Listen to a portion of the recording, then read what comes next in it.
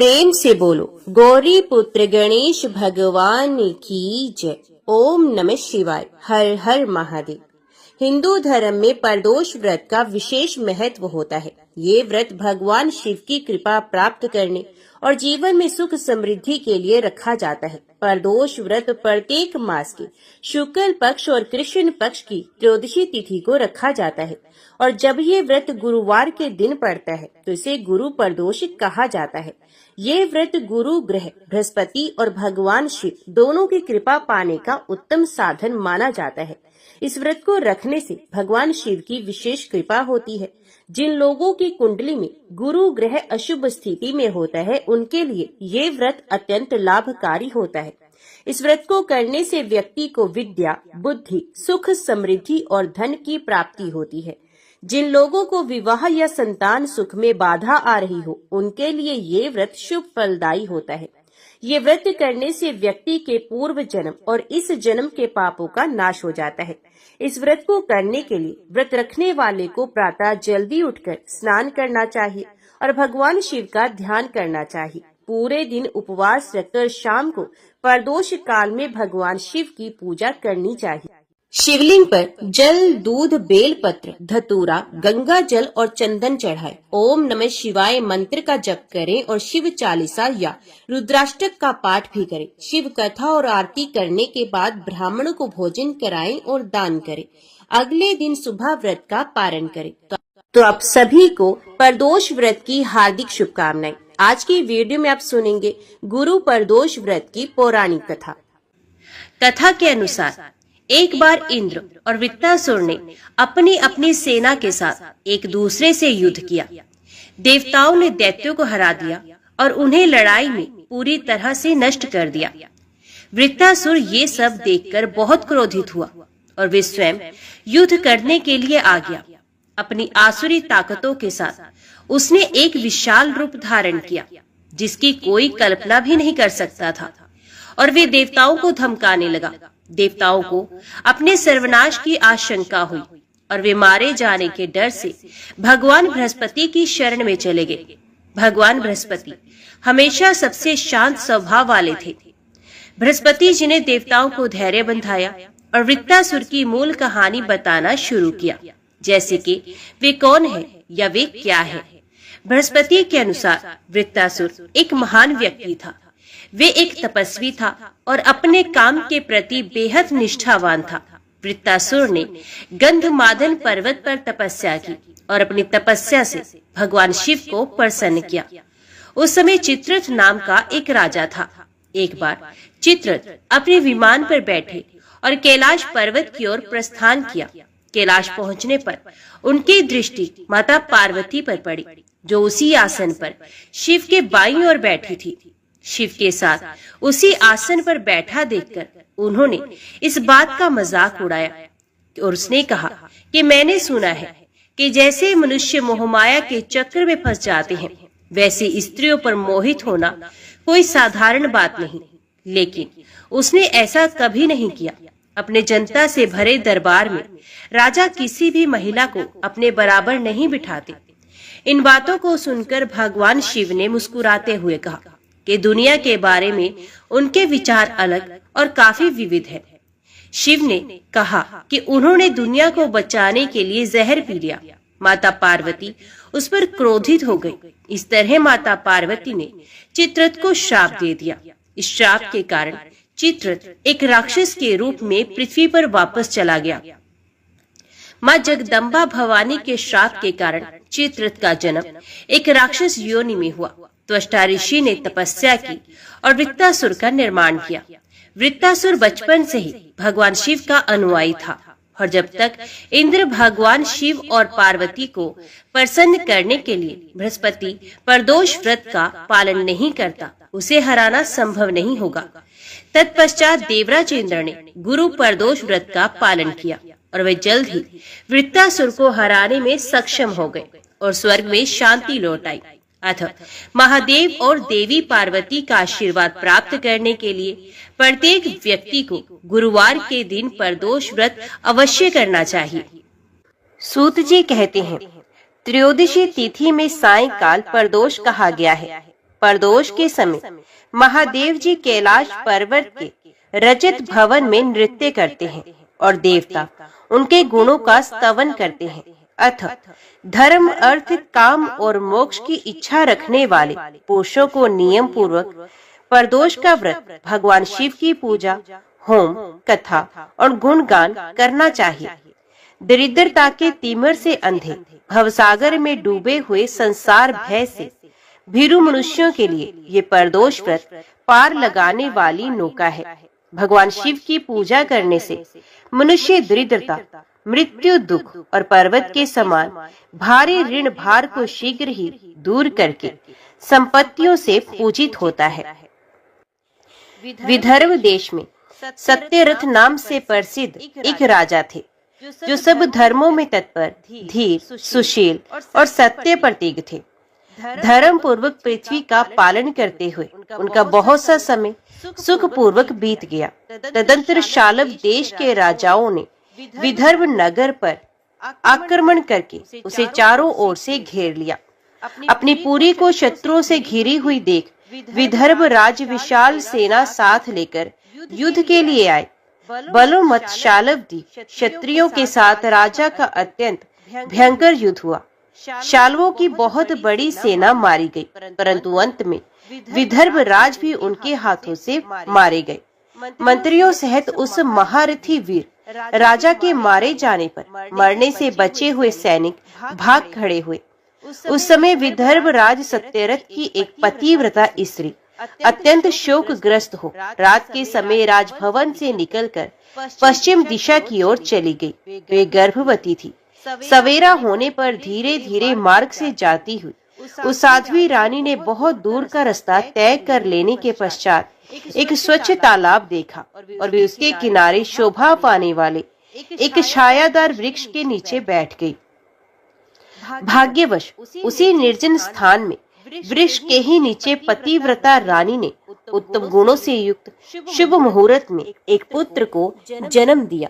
तत्पश्चात अत्यंत प्यास से व्याकुल हो वे सुंदर अंगों वाली रानी जलाशय में उतरी। इतने में ही एक बड़े भारी ग्रह ने आकर उसे अपना ग्रास बना लिया। वे बालक पैदा होते ही माता पिता से हीन हो गया और भूख प्यास से पीड़ित हो उस सरोवर के किनारे जोर जोर से रोने लगा। वे नवजात शिशु जब इस प्रकार क्रंदन कर रहा था, उसी समय भाग्यवश वहाँ एक श्रेष्ठ ब्राह्मणी आ पहुंची। वे भी अपने 1 वर्ष के बालक को गोद में लिए हुए आई थी। ब्राह्मणी निर्धन और विधवा थी। घर घर भीख मांगकर जीवन निर्वाह करती थी। उसका नाम उमा था। उसी सती साध्वी ब्राह्मणी ने उस राजकुमार को देखा। उसे अनाथ की भांति क्रंदन करते देखकर उसने मन ही मन विचार किया, अहो ये तो बड़े आश्चर्य की बात है। दिखाई देती है कि ये नवजात शिशु जिसकी नाल भी अभी तक नहीं कटी पड़ा हुआ है। इसकी माता कहाँ चली गई? ना इसका पिता है, ना कोई बंधु बांधव है। ये दीन अनाथ बालक बिना बिस्तर के भूमि पर ही सो रहा है। ये चांडाल का पुत्र है या शूद्र का, वैश्य का बालक है या ब्राह्मण का, अथवा ये क्षत्रिय का शिशु है। इसका निश्चय कैसे किया जाए? मैं इस शिशु को उठाकर अपने सगे पुत्र की तरह अवश्य पालन कर सकती हूँ, परंतु ये किस कुल का है ये ना जानने के कारण इसे छूने का साहस नहीं होता। ये पतिव्रता ब्राह्मणी जब इस प्रकार कह रही थी, उसी समय कोई सन्यासी महात्मा वहाँ आ गए। वे उसे जान पड़ते थे, मानो साक्षात शंकर हो। उन श्रेष्ठ भिक्षु ने उस स्त्री से कहा, ब्राह्मणी खेद ना करो, हृदय की संशय वृत्ति दूर कर इस बालक की रक्षा करो, इससे तुम्हें शीघ्र ही परम कल्याण की प्राप्ति होगी। इतना कहकर वे दयालु भिक्षु तुरंत वहाँ से चले गए। उनके जाने के बाद ब्राह्मणी ने विश्वास पूर्वक उस बालक को लेकर अपने घर की ओर प्रस्थान किया। उस राजकुमार का ब्राह्मणी ने अपने बेटे के समान ही पालन पोषण किया। एक चक्र का नामक नगर में उस ब्राह्मणी का घर था। वे भिक्षा के अन्न से ही अपने पुत्र और राजकुमार को पालने लगी। ब्राह्मणों ने ब्राह्मणी के तथा राजा के भी पुत्र का संस्कार कर दिया। वे दोनों सर्वत्र सम्मानित होकर दिन दिन बढ़ने लगे। समय आने पर उनका उपनयन संस्कार हुआ। अब वे दोनों बालक एक साथ रहकर नियमों का पालन करने लगे। दोनों माता के साथ प्रतिदिन भिक्षा के लिए जाते थे। एक दिन वे ब्राह्मणी उन दोनों बालकों के साथ भीख मांगती हुई दैवयोग से देव मंदिर में गई। वहाँ बड़े बूढ़े ऋषि मुनि रहा करते थे। उन दोनों बालकों को देखकर परम बुद्धिमान शांडिल्य नामक मुनि ने कहा, अहो, देव का बल बड़ा विचित्र है। कर्मों का उल्लंघन करना किसी भी जीव के लिए अत्यंत कठिन है। देखो ना, ये बालक दूसरी माता की शरण लेकर भिक्षा से जीवन निर्वाह करता है। इस ब्राह्मणी को ही श्रेष्ठ माता के रूप में पाकर ब्राह्मण बालक के साथ ब्राह्मण भाव को ही प्राप्त हो गया है। शांडिल्य मुनि का ये वचन सुनकर ब्राह्मणी को बड़ा विस्मय हुआ। उसने भरी सभा में मुनि को प्रणाम करके पूछा, हे ब्राह्मण, एक सन्यासी के कहने से मैं इस बालक को अपने घर ले आई हूँ। यद्यपि अभी तक इसके कुल का पता नहीं लगा, तथापि मैं पुत्र की भांति इसका पालन पोषण करती हूँ। आप ज्ञान के नेत्रों से देखते हैं, अतः आपसे मैं ये जानना चाहती हूँ कि ये बालक किस कुल में उत्पन्न हुआ है और इसके माता पिता कौन है। मुनि शांडिल्य बोले, ये विदर्भ देश के राजा का पुत्र है। इतना कहकर मुनि ने उस बालक के पिता के युद्ध में मारे जाने का तथा उसकी माता के ग्रह द्वारा ग्रस्त होने का सब समाचार पूर्ण रूप से बताया। ये सुनकर ब्राह्मणी को और भी आश्चर्य हुआ। अतः उसने फिर प्रश्न किया, महामुनि, वे राजा संपूर्ण भोगों को छोड़कर युद्ध में क्यों मरे और इस बालक को दरिद्रता कैसे प्राप्त हुई? अब दरिद्रता को पूर्णतः नष्ट करके वे पुनः राज्य कैसे प्राप्त करेगा? मेरा ये पुत्र भी भिक्षान्न से ही जीवन निर्वाह करता है। अतः इसकी दरिद्रता के निवारण का भी क्या उपाय है, ये बताने की कृपा करें। शांडिल्य ने कहा, इस राजकुमार के पिता विदर्भ राज्य पूर्व जन्म में पांडे देश के श्रेष्ठ राजा थे। वे सब धर्मों के ज्ञाता थे और संपूर्ण पृथ्वी का धर्म पूर्वक पालन करते थे। एक दिन प्रदोष काल में राजा भगवान शंकर का पूजन कर रहे थे और बड़ भक्ति से त्रिलोकीनाथ महादेव जी की आराधना में संलग्न थे। उसी समय नगर में सब और बड़ा भारी कोलाहल मचा। उस उत्कट शब्द को सुनकर राजा ने बीच में ही भगवान शंकर की पूजा को छोड़ दिया और नगर में शोक फैलाने की आशंका से राजभवन से बाहर निकल आए। इसी समय राजा का महाबली मंत्री शत्रु को पकड़कर उनके समीप ले आया। वे शत्रु पांडेराज का ही सामंत था। उसे देखकर राजा ने क्रोध पूर्वक उसका मस्तक कटवा दिया। शिव पूजा छोड़कर नियम को समाप्त किए बिना ही राजा ने रात में भोजन ही कर लिया। इसी प्रकार राजकुमार भी प्रदोष काल में शिव जी की पूजा किए बिना ही भोजन करके सो गया। वही राजा दूसरे जन्म में विदर्भ राज हुआ। शिव जी की पूजा में विघ्न होने के कारण शत्रु ने उसको सुख भोग के बीच में ही मार डाला। पूर्व जन्म में जो उसका पुत्र था वही इस जन्म में भी हुआ। शिव जी की पूजा का उल्लंघन करने के कारण ये दरिद्रता को प्राप्त हुआ। इसकी माता ने पूर्व जन्म में छल से अपनी सौत को मार डाला था। उस महान पाप के कारण ही वे इस जन्म में ग्रह के द्वारा मारी गई। मैं सत्य कहता हूँ, परलोक में हित की बात कहता हूँ, शास्त्रों का सार एवं उपनिषदों का हृदय कहता हूँ। इस भयंकर आसार संसार को प्राप्त हुए जीव के लिए ईश्वर के चरणारविंदों की सेवा ही सार वस्तु है। जो प्रदोष काल में अनन्य चित्त होकर परमेश्वर के चरणारविंदों की पूजा करते हैं, वे इसी संसार में सदा बढ़ने वाले धन धान्य स्त्री पुत्र सौभाग्य और संपत्ति के द्वारा सबसे बढ़कर होते हैं। ब्राह्मणी, ये तुम्हारा पुत्र पूर्व जन्म में उत्तम ब्राह्मण था। इसने सारी उम्र केवल दान लेने में बिताई, यज्ञ आदि सत्कर्म नहीं किए, इसलिए ये दरिद्रता को प्राप्त हुआ। उस दोष का निवारण करने के लिए अब ये भगवान शंकर की शरण में जाए। सूत जी कहते हैं, मुनि के इस प्रकार कहने पर साध्वी ब्राह्मणी ने उन्हें प्रणाम करके शिव पूजन की विधि का क्रम पूछा। शांडिल्य बोले, दोनों पक्षों की त्रयोदशी को मनुष्य जब निराहार रहे तब सूर्यास्त से 3 घड़ी पहले स्नान करे, फिर श्वेत वस्त्र धारण करके धीर पुरुष संध्या और जप आदि नित्य कर्म की विधि पूरी करके मौन हो शास्त्र विधि का पालन करते हुए भगवान शिव की पूजा प्रारंभ करे। भगवत विग्रह के आगे की भूमि को नए निकाले हुए शुद्ध जल से भली भांति लीप पोत कर सुंदर मंडल बनाए। धोत वस्त्र आदि के द्वारा उस मंडल को सब ओर से घेर दे। ऊपर से चंदोवा आदि लगाकर फल फूल और नवीन अंकुरों से उसे सजा दे। मंडल के मध्य की भूमि में 5 रंगों से युक्त विचित्र कमल अंकित करके उसी पर सुस्थिर एवं उत्तम आसन बिछाकर बैठ जाए और हृदय में भक्ति भाव से युक्त हो पूजा की सब सामग्री एकत्रित करे। फिर पवित्र भाव से शास्त्रोक्त मंत्रों द्वारा देवपीठ को आमंत्रित करे। तत्पश्चात क्रमश आत्म शुद्धि और भूत शुद्धि आदि करके 3 प्राणायाम करे। उसके बाद बिंदु युक्त बीज अक्षरों के द्वारा विधि पूर्वक मात्र कन्यास करे। तदंतर परा देवता का ध्यान करके मात्र कन्यास की विधि पूरी करे। फिर परम शिव का ध्यान करके पीठ के वाम भाग में गुरु को प्रणाम करे। दक्षिण भाग में गणेश जी को मस्तक झुकाए। दोनों अंशों कंधों और उरुओं जांघों में धर्म आदि धर्म ज्ञान वैराग्य तथा ऐश्वर्य का निवास करे। नाभि तथा पार्श्व भागों में अधर्म अधर्म अज्ञान अवैराग्य और अनैश्वर्य आदि का न्यास करे। तत्पश्चात हृदय में अनंत आदि का न्यास करके देव पीठ पर मंत्र का न्यास करे।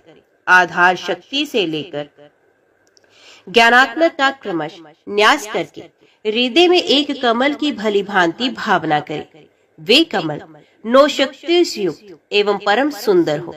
उसी कमल की कर्णिका में कोटि कोटि चंद्रमाओं के समान प्रकाशमान उमापति भगवान शिव का ध्यान करे। भगवान के 3 नेत्र हैं। मस्तक पर चंद्रमा का मुकुट शोभा पाता है। जटाजूट कुछ कुछ पीला हो गया है।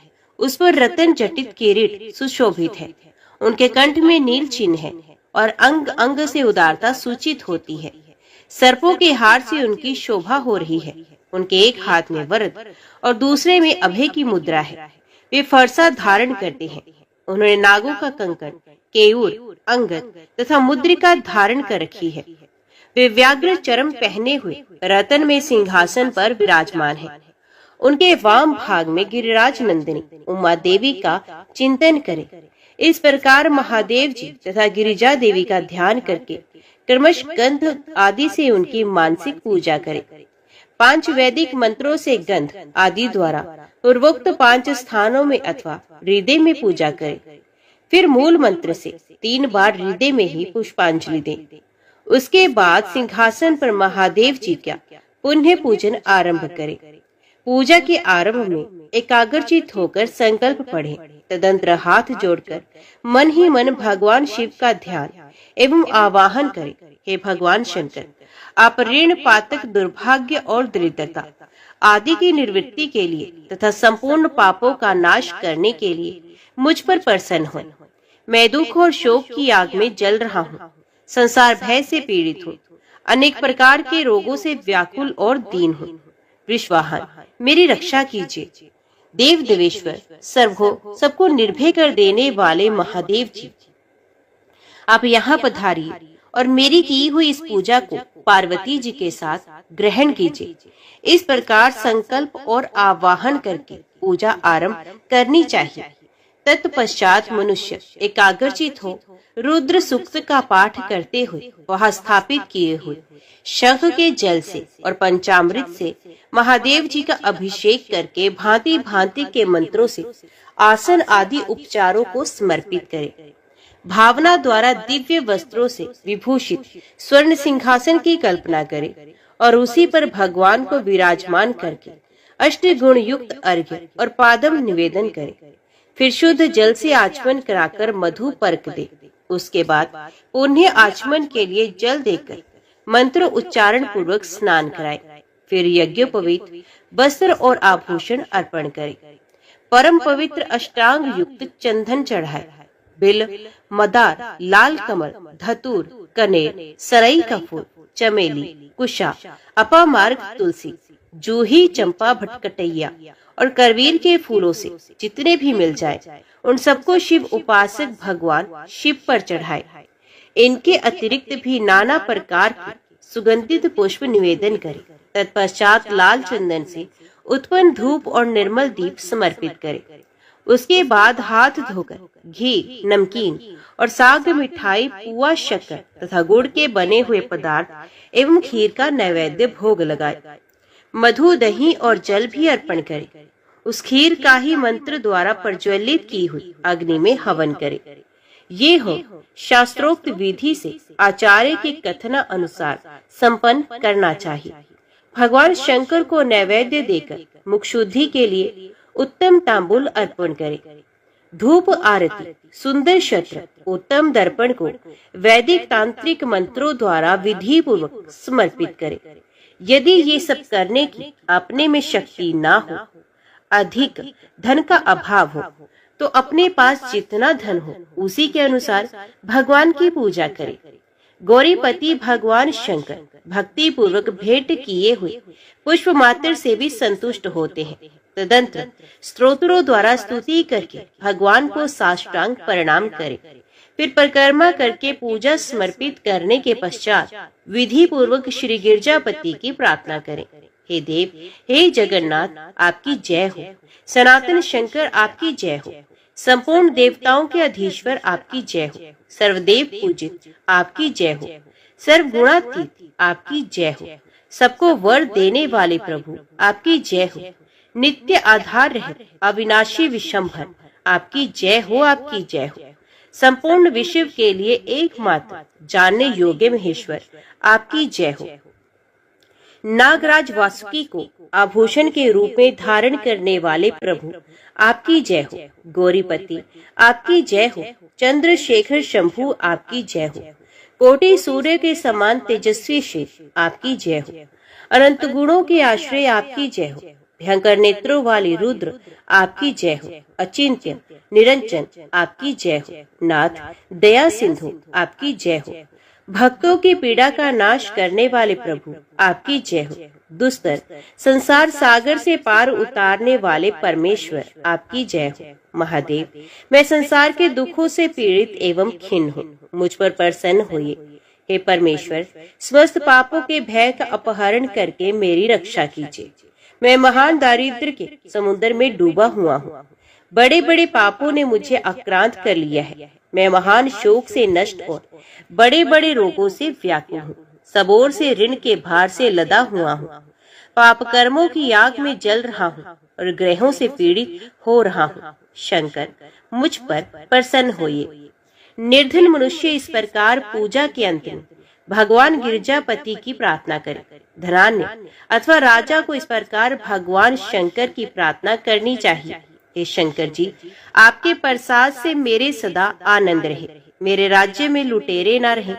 सब लोग निरापद होकर रहे।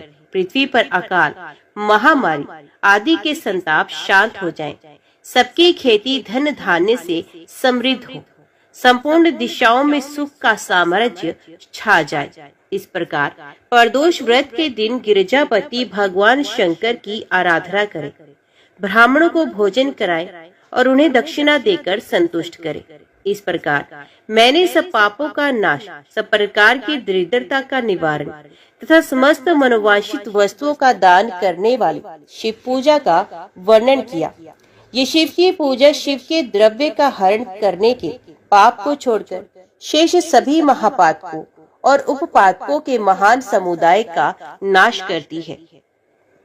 यदि ये दोनों बालक इसी प्रकार भगवान शंकर का पूजन प्रत्येक प्रदोष के दिन करते रहे तो वर्ष भर के भीतर ही इन्हें उत्तम सिद्धि की प्राप्ति होगी। शांडिल्य मुनि का ये वचन सुनकर उस ब्राह्मणी ने दोनों बालकों के साथ मुनि के चरणों में प्रणाम किया और इस प्रकार कहा, भगवान, आज मैं आपके दर्शन मात्र से कृतार्थ हो गई हूँ। ये दोनों बालक आज से आपकी शरण में हैं। ब्राह्मण, ये मेरा पुत्र है और इसका नाम शुचिव्रत है, और ये राजकुमार है जिसका नाम मैंने धर्मगुप्त रखा है।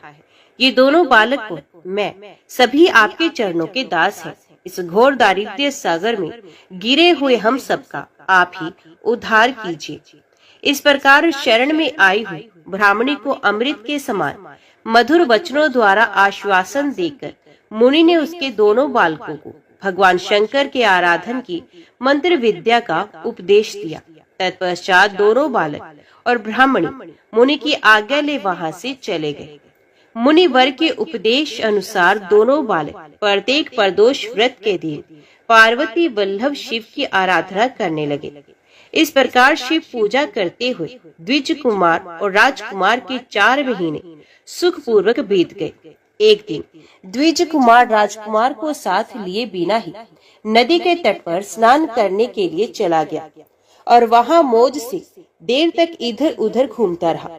वहां झरने के जल के आघात से खाई की भूमि कट जाने से उसमें गड़ा हुआ एक बड़ा भारी खजाने का कलश चमक रहा था, जिस पर ब्राह्मण कुमार की दृष्टि पड़ी। उसे देखकर वे सहसा हर्ष और कौतूहल में भरकर उसके समीप गया और उसे देवता के प्रसाद से प्राप्त हुआ मानकर सर पर लेकर घर को चल दिया तथा घर के भीतर उस घड़े को रखकर माता से कहा, माँ, ये भगवान शंकर का प्रसाद तो देखो। उन्होंने दया करके घड़े के रूप में ये खजाना दिखला दिया। तब उस पतिव्रता ब्राह्मणी ने राजकुमार को भी बुलाकर कहा, पुत्रों, इस खजाने के घड़े को तुम दोनों आपस में बराबर बराबर बांट लो। माता की बात सुनकर ब्राह्मण के पुत्र को प्रसन्नता हुई, किंतु राजपुत्र ने उससे कहा, माँ, ये तुम्हारे ही पुत्र के पुण्य से प्राप्त हुआ है, अतः मैं इस खजाने को बांटकर लेना नहीं चाहता हूँ। अपने पुण्य से प्राप्त हुए खजाने का ये स्वयं ही उपभोग करे, वे ही भगवान शंकर मुझ पर भी कृपा करेंगे। इस प्रकार प्रसन्नता पूर्वक भगवान शंकर की पूजा करते हुए उन दोनों कुमारों का उसी घर में 1 वर्ष व्यतीत हो गया। एक दिन राजकुमार उस ब्राह्मण के साथ वसंत ऋतु में वन में भ्रमण करने के लिए गया। कुछ दूर जाने पर उन्होंने सैकड़ों गंधर्व कन्याओं को परस्पर क्रीड़ा करते हुए देखा। उन्हें देखकर ब्राह्मण कुमार ने दूर से ही राजकुमार से कहा, यहाँ से आगे जाना उचित नहीं, क्योंकि उधर स्त्रियां विहार कर रही हैं। स्वच्छ अंतकरण वाले विद्वान पुरुष स्त्रियों का सामीप्य त्याग देते हैं। ये रमणियां छल करने वाली तथा वाणी द्वारा अनुन्य विनय करने में कुशल हैं।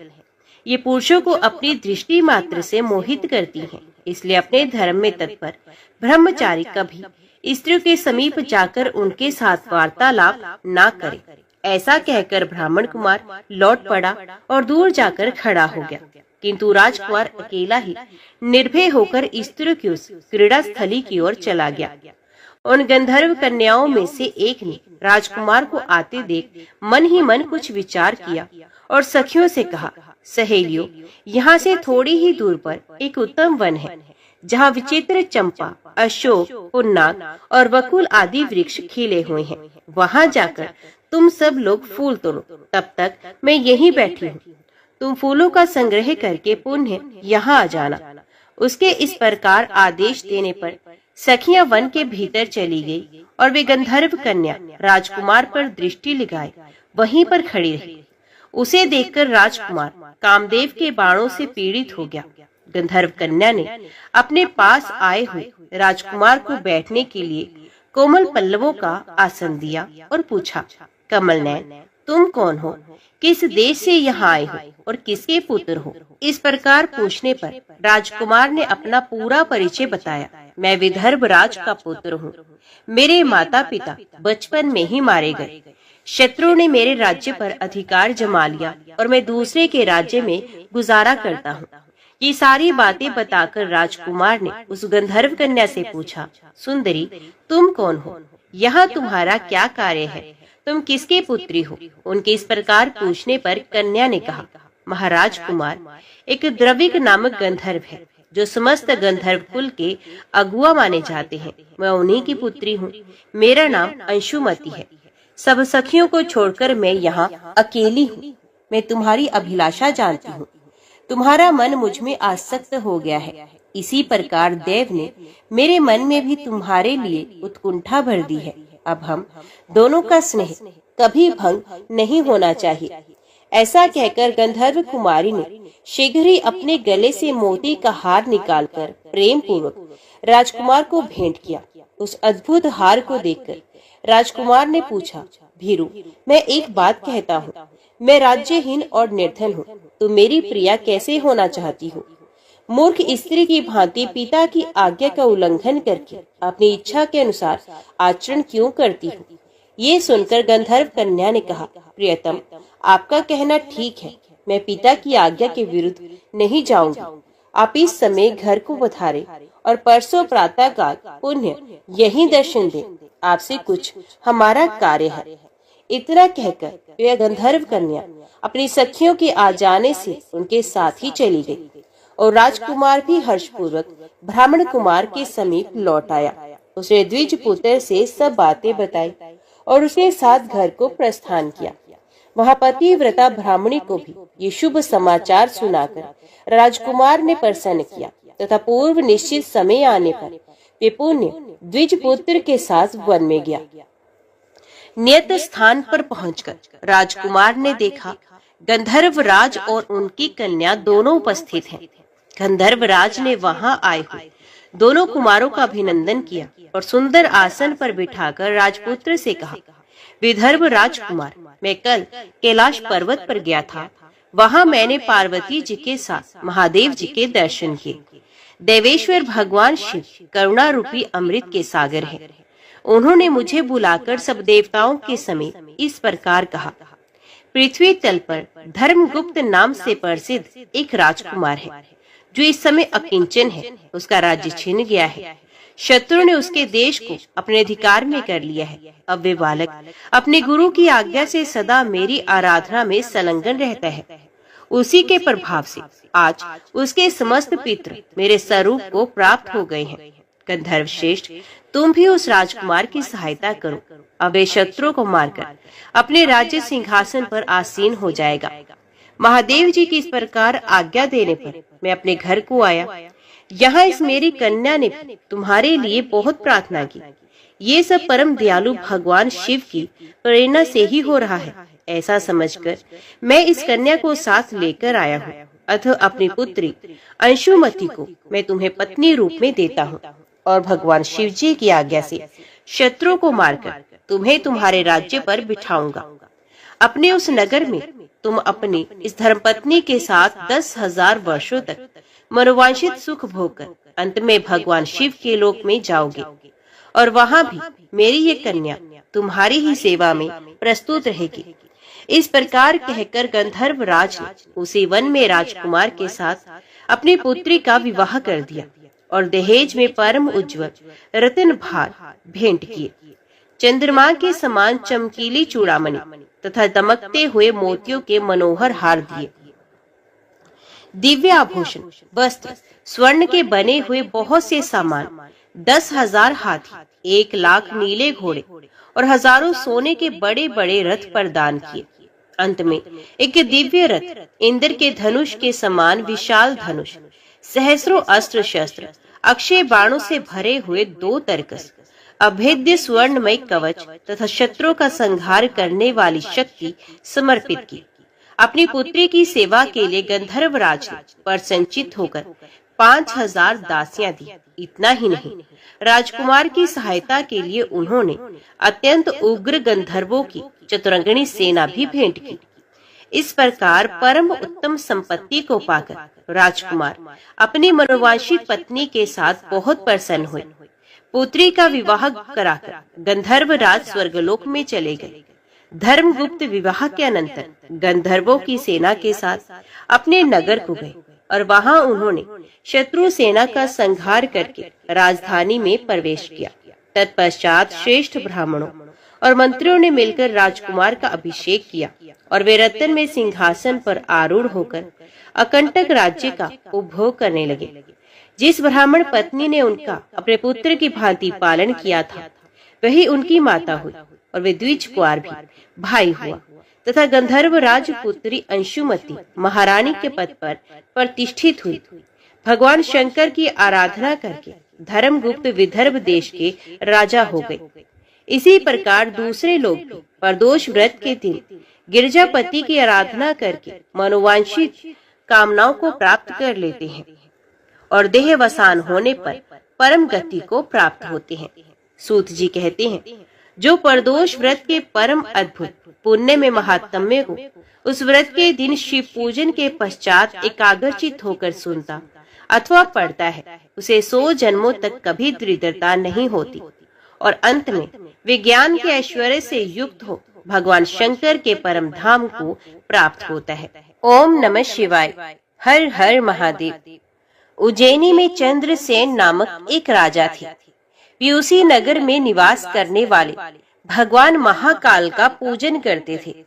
शिव के पार्षदों में अग्रगण्य तथा अमंगलों को जीतने वाले विश्व वंदित मणिभद्र जी राजा चंद्रसेन के सखा हो गए थे। उन्होंने राजा पर प्रसन्न होकर एक समय उन्हें दिव्य चिंतामणि प्रदान की, जो कौस्तुभ मणि तथा सूर्य के समान देदीप्यमान थी। वे देखने, सुनने अथवा ध्यान करने पर भी मनुष्य को मनोवांछित वस्तु प्रदान करती थी। राजा उस चिंतामणि को कंठ में धारण करके जब सिंहासन पर बैठते थे, तब देवताओं में सूर्य नारायण की भांति उनकी शोभा होती थी। राजा चंद्रसेन के विषय में ये सब बात सुनकर समस्त राजाओं के मन में उस मणि के प्रति लोभ की मात्रा बढ़ गई और वे क्षुब्ध रहने लगे। एक बार उन सब ने बहुत सी सेना साथ लेकर क्रोध पूर्वक पृथ्वी को कंपित करते हुए आक्रमण किया और उज्जैनी के चारों द्वारों को घेर लिया। अपनी पुरी को घिरी हुई देख राजा चंद्रसेन भगवान महाकाल की शरण में गए और मन को संदेह रहित करके दृढ़ निश्चय के साथ उपवास पूर्वक दिन रात अनन्य भाव से भगवान गौरीपति की आराधना करने लगे। उन्हीं दिनों उस नगर में कोई ग्वालन रहती थी, जिसके एकमात्र पुत्र था। वे विधवा थी और उज्जैनी में बहुत दिनों से रहती थी।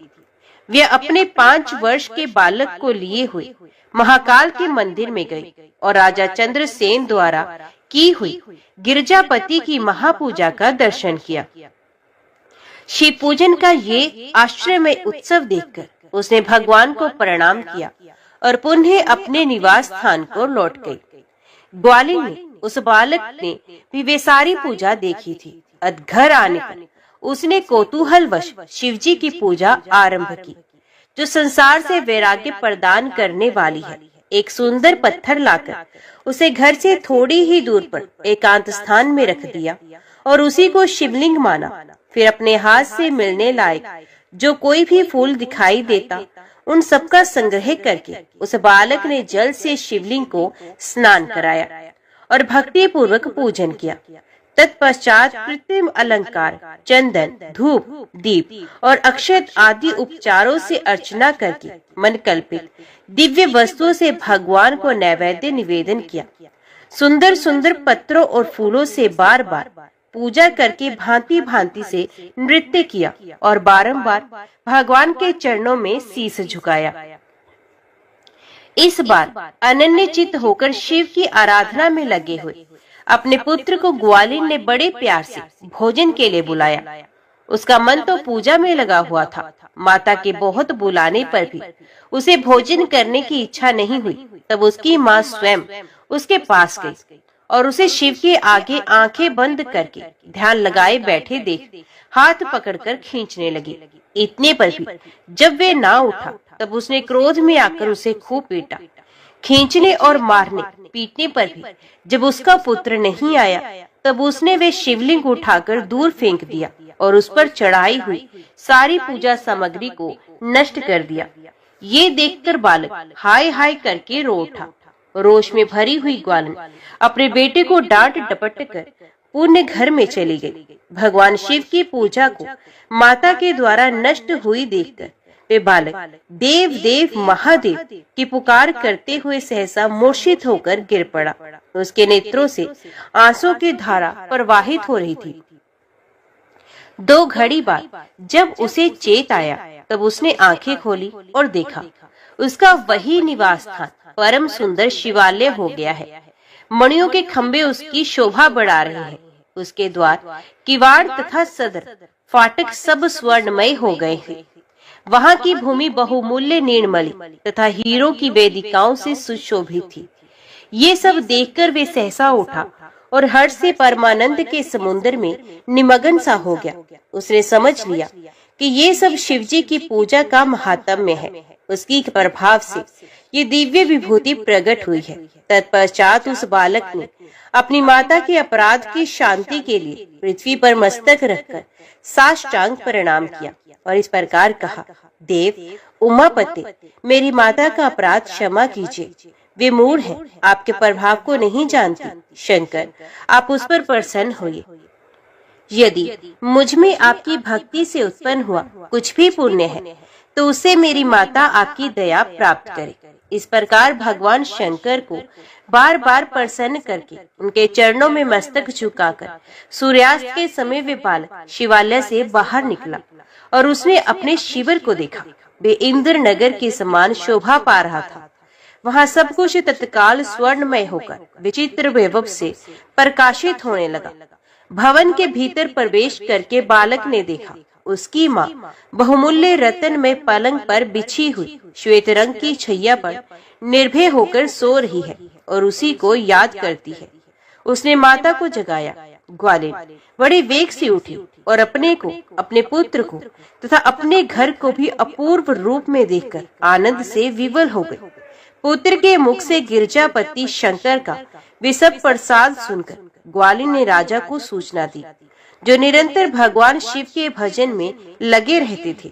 राजा अपना नियम पूरा करके रात में सहसा वहां आए और ग्वालिन के पुत्र का वे प्रभाव जो शंकर जी के संतोष से प्रकट हुआ था देखा। स्वर्ण शिव मंदिर, रतन में शिवलिंग तथा सुंदर मणि माणिक्यों से जगमगाता हुआ ग्वालिन का महल देखकर राजा चंद्रसेन पुरोहित और मंत्रियों के साथ 2 घड़ी तक आश्चर्यचकित हो परमा आनंद में डूबे रहे। तत्पश्चात उन्होंने नेत्रों से प्रेम के आंसू बहाते हुए ग्वालिन के उस बालक को हृदय से लगा लिया। भगवान शिव के इस अद्भुत महात्म्य की चर्चा समस्त पूर्ववासियों में बड़े वेग से फैली और यही कहते सुनते वे रात मानो क्षण भर में व्यतीत हो गई।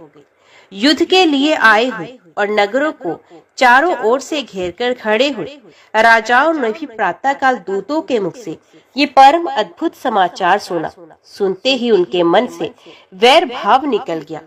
उन्होंने सहसा हथियार डाल दिए और चकित होकर महाराज चंद्रसेन की आज्ञा से नगर में प्रवेश किया। उस रमणीय नगरी में प्रवेश करके भगवान महाकाल को प्रणाम करने के पश्चात सब राजा उस ग्वालिन के घर पर गए। वहां राजा चंद्रसेन ने आगे बढ़कर उनका स्वागत किया। वे बहुमूल्य आसनों पर बैठे और प्रीतिपूर्वक विस्मित एवं आनंदित हुए।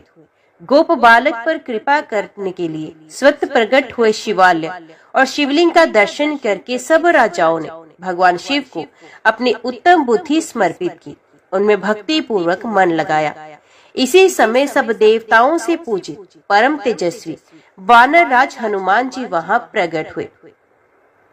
उनके आते ही सब राजाओं ने बड़े वेग से उठकर भक्ति भाव से विनीत हो उन्हें नमस्कार किया।